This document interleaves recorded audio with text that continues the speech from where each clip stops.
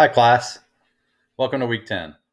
Last week, we learned about confidence intervals when we know the population standard deviation. Confidence intervals are a range of values that we can reasonably assume has the population parameter and, the mean, proportion, or standard deviation we are studying.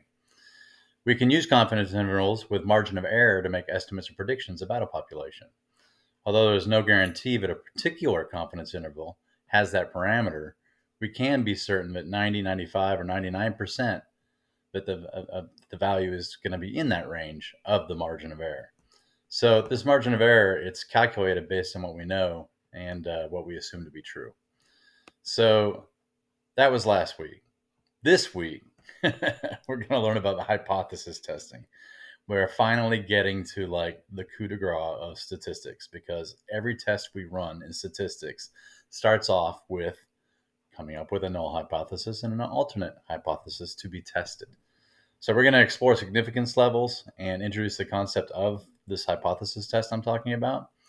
And a hypothesis test is really just a standard way in statistics to test a claim about some population parameter.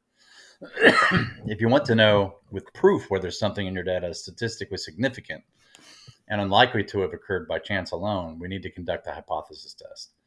If something was statistically significant, it means that it did not happen by chance. Therefore, it was statistically significant.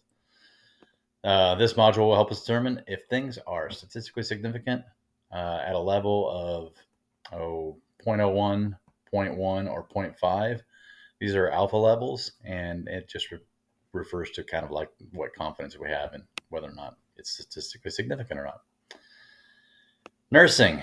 Well, if you've ever read a journal article where a drug trial was summarized, then you've read that the results were statistically significant at an alpha level of, and typically 0.05 is used. Okay, so that's like a 95% confidence level.